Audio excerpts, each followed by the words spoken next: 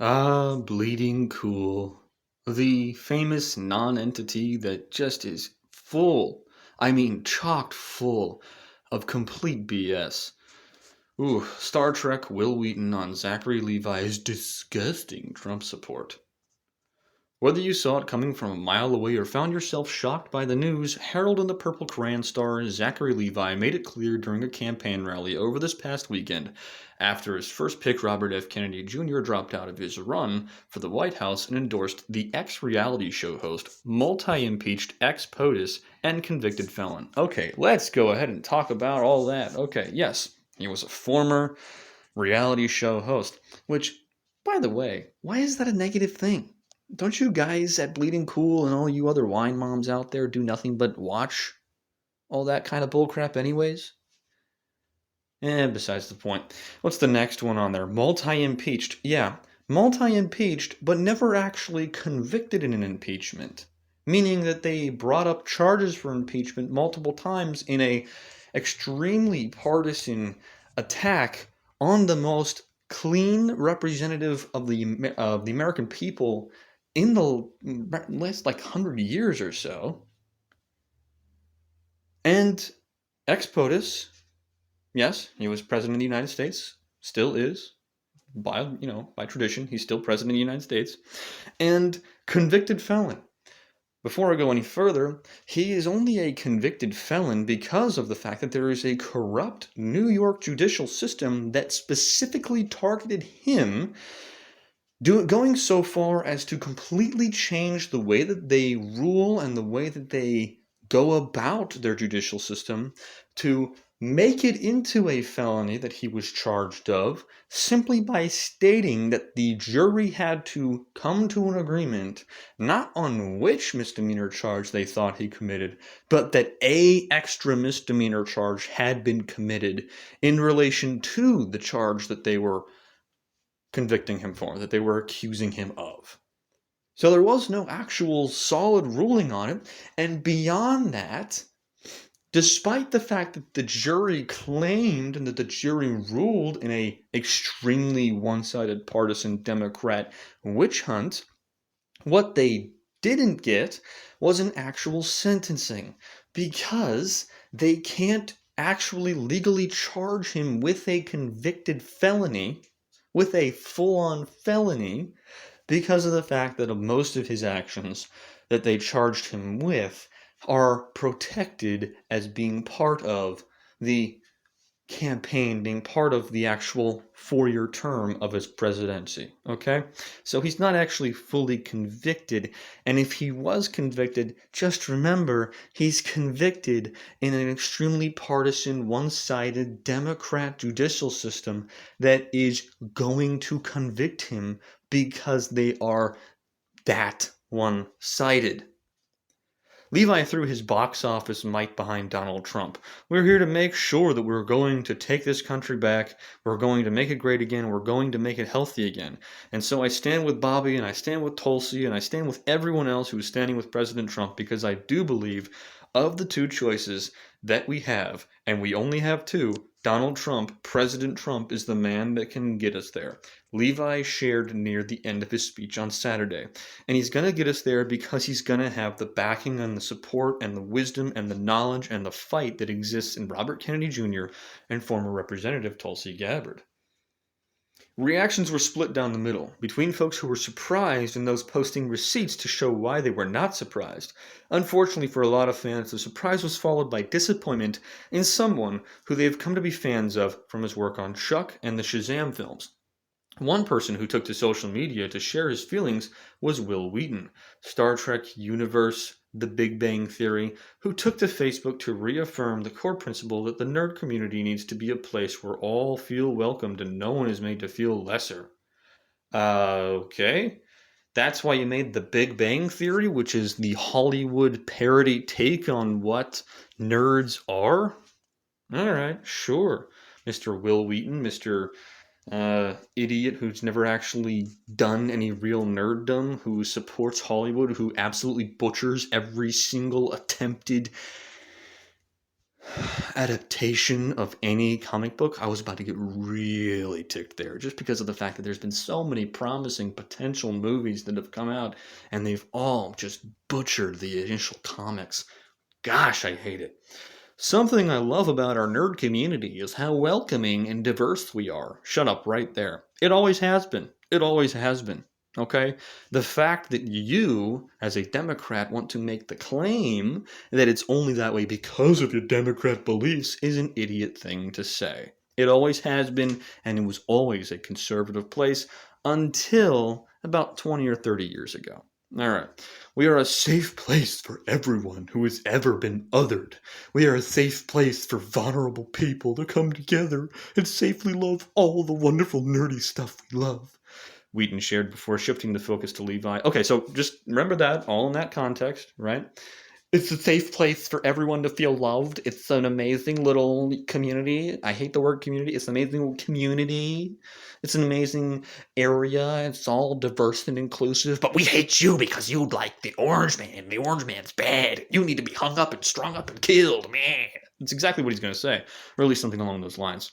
With that in mind, I think it's pretty important for anyone who supports Nerd HQ knows who and what they are supporting, Wheaton continued. What a disappointment. What a disgrace. How disgusting, at the end of the post. Wheaton also clarifies the safe spaces can't exist if those who continue to make others feel unsafe are allowed to be a part of it, and the rights of individuals are not up for debate. Again, what are you talking about?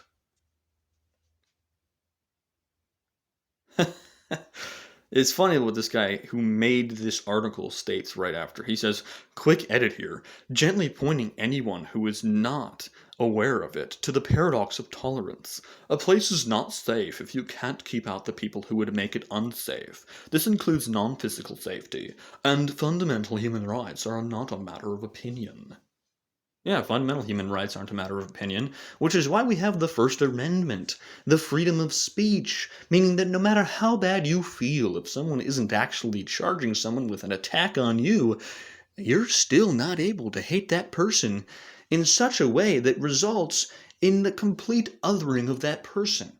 Meaning that every single attack on Zachary Levi as an attempt to blacklist him in Hollywood is in fact going against the First Amendment, which is a basic fundamental human right. The Second Amendment, which is the human right, the basic fundamental human right to defend yourself, apparently isn't upheld by the Democrat belief system. They don't think that you should be able to defend yourself. How interesting. Again, why is it only tolerance on one side? That's an excellent question, isn't it? Why is it only tolerance when the Democratic side, when the Liberal Party, when the leftist belief system is acting? But when it's the conservative belief system which says, hey, look, we aren't going to get in the way of you living your life, just don't force it on everybody else, is apparently the non-tolerant side. It's a very strange thing. And by the way, when was tolerance a virtue? When was tolerance a virtue? When did that happen? When did that become the main arbiter, the main measuring stick by which we learn who is and who isn't good and bad? Why do we have to tolerate it at all? Why, if you don't mind my asking, why, if you can just go on this little adventure with me as I think about this out loud, why is tolerance the modern day virtue? Because they inherently know it's a weak sauce argument. It's a weak sauce belief system. And the only way they can get you to accept it and follow suit is to beat you over the head with it and then say that you're bigoted if you don't go along with the thing that they've been beating your head over, or beating over your head. Let's go ahead and move down and see if there's anything else. Oh, no, there's nothing. They just state that, and then they make the little point at the end and say, tolerance is the really good thing, but you can't be tolerant to the people who aren't going to tolerate you. Great. So, since I'm assuming you're working off of an entirely subjectivist belief system, doesn't that mean that I can no longer tolerate you? Doesn't that mean that I can just stop caring what you say and not tolerate a daggum thing you believe? You can tolerate me believing that God is real and that Jesus Christ is Lord, and I can tolerate you being completely wrong. You can tolerate me saying that I think that cheese sticks are the greatest snack that mankind has ever invented, and you can tolerate me not tolerating you saying something else. I can tolerate you saying that coffee is delicious, even though I hate coffee. That's not going to get anybody in a bad, uppity mood, okay? When we're talking about literal existential threats, though, tolerance is not a virtue. And if your tolerance goes so far as to tolerate pedophilia, as to tolerate grooming children, as to tolerate the attempted destruction of the nation which you live in, your tolerance is not tolerance at all. It is just yellow-bellied cowardice. It is just yellow-bellied cowardice. That's exactly what Will Wheaton is. He's just a yellow-bellied coward. That's exactly what everyone who goes along with this mainstream leftist belief system and then claims that they're the victims and they're the rebellion when every single media outlet and every single major corporation supports your belief system, supports you and goes after everyone who doesn't believe in the same things as you, when every single one of the mainstream big media outlets, leftist organizations, news companies, when all of them support you, you're not the underdog. And your tolerance is just cowardice. It's just going lockstep with what the machine says. The machine's always been the thing that you're supposed to rebel against. So why is it that so many people are supporting the machine? It's ridiculous. It really is. And I'm sick and tired of it. Will Wheaton, you're an idiot. I've never liked you. You know, your stuff, your content, everything that you've ever been a part of has sucked. It really has. It's sucked. Big Bang Theory is a terrible, stupid, annoying show. It's just a stupid Hollywood take on what nerds are. And you support it because you think that nerds are nothing more than a bunch of geeky losers too. Because you have a low view of us. You have a low view of people like me who actually do like stuff like Superman, Batman, Green Lantern, Jon Stewart, by the way. He's my favorite, not Hal Jordan. Spider-Man. You watch a comedian who knows more about comics than anybody in Hollywood.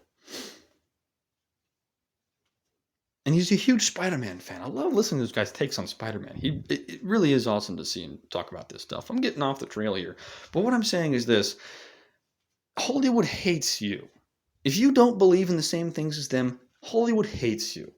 And then they'll tell you that you're not being tolerant because you just don't want babies to be murdered in the womb. Or you just, you want like a little bit less taxes. And they're going to say that you're evil. They don't tolerate you. Don't tolerate them. Stop giving them money. Watch how quickly they fold. And they have. They're folding right now. Alright, hope you guys enjoyed this video. If you did, leave a like, comment, share, subscribe, bell notification icon, all that good jazz. I hope you guys have a great day and a great rest of the week.